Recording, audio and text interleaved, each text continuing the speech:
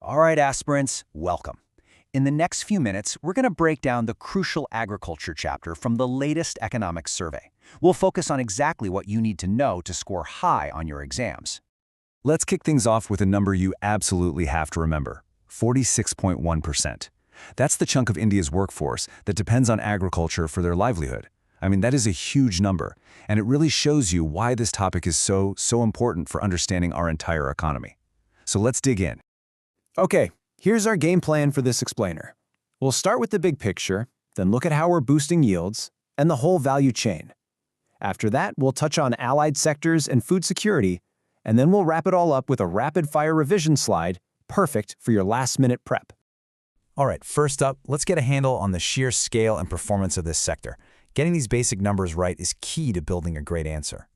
Now think about this for a second. While agriculture supports nearly half our people, it makes up about 16% of the country's GDP. You know, that gap between the population that depends on it and its contribution to the economy? That's a really core concept in agricultural economics. Now, this is where it gets really interesting. Look at how resilient this sector is. You can see from the chart that after a bit of a slowdown, it bounced right back to a healthy 3.5% growth in the second quarter of FY25. That ability to recover and adapt is a super important point to make in any analysis. Okay, let's move on. How is this growth actually happening? How's the government trying to boost what farms can produce? Pay close attention here, because this section is an absolute goldmine for your prelims. It's packed with key schemes and concepts. All right, let's talk about a big one, MSP. You've got to know this inside and out. It's basically the government's safety net for farmers, a guaranteed minimum price. And the key principle to remember, and this is crucial, is that it's fixed at a minimum of 1.5 times the cost of production. And boom, this table shows you exactly what that policy looks like in the real world. Just look at the data for FY25. You've got these major MSP hikes for things like pulses and oilseeds. I mean, rapeseed is at nearly 100% over its cost. This isn't just random. It's a very deliberate move to encourage farmers to diversify their crops. But, of course, there's a huge challenge: climate change. This chart just lays it bare. The rainfall is all over the place. And that directly hits our farmers, especially the small and marginal ones who make up the vast majority. So, that leads to a classic mains question, right? How do we deal with this? Well, the government's answer is a whole portfolio of targeted schemes. And the key phrase you need to tattoo on your brain is per drop more crop. It's part of the bigger PM Krishi Sinchai Yojana, and it's all about one thing: getting the most bang for your buck, or, well, the most crop for your drop, using things like drip and sprinkler irrigation. And the impact, it's huge. We're talking 95.58 lakh hectares brought under micro-irrigation so far. That is a key number you'll want to have in your back pocket for your answers to show just how big this push is. So what about the soil itself? For that, you need to remember PM Pranam. The whole point is to make farming more sustainable and bring our soil back to health by getting states to cut back on chemical fertilizers. Okay, Section 3. Let's follow the journey of the produce right from the farm all the way to the market. Now, for this whole thing to work for the farmer, two things are absolutely critical: credit and good market infrastructure. Wow, look at this. This slide shows a complete revolution in farm credit. I mean, think about it.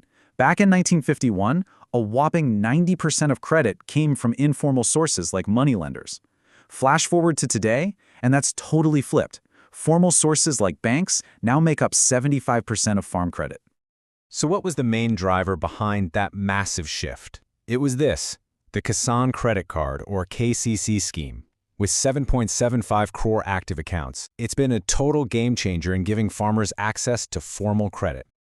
All right, now for market infrastructure. I've got a great little mnemonic for you to remember these schemes. Just think AIM for a better market. The A stands for Agri-Infra, which covers both AMI and AIF. And the M, that comes from ENAM, the National Electronic Market. AIM for a better market. Easy, right? All right, let's zoom out from just crops for a minute.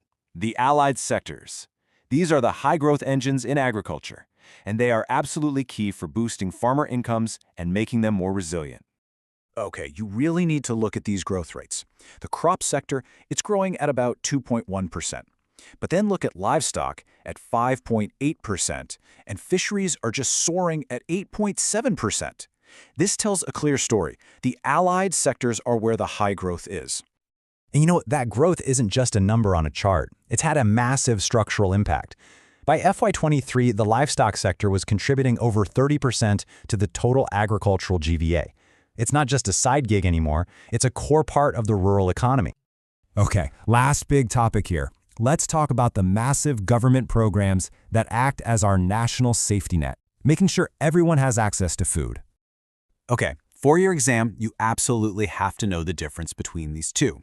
The National Food Security Act, or NFSA, is the foundation. It's a rights-based law. But PMGKAY is an additional layer of support, an extra safety net that's now been extended for another 5 years.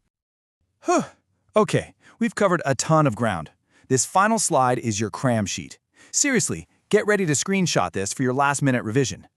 So here it is, your cheat sheet. It's got all the key data points we've talked about, from the GDP share and that 1.5x MSP principle to the incredible growth in allied sectors. It also lists other key schemes you should know. So if you remember one thing, remember this. Indian agriculture definitely faces challenges, but its future is really being shaped by diversification and strong government support. Which leads me to a final question for you. What policy shift do you think will be the biggest game changer for farmers' incomes in the next decade?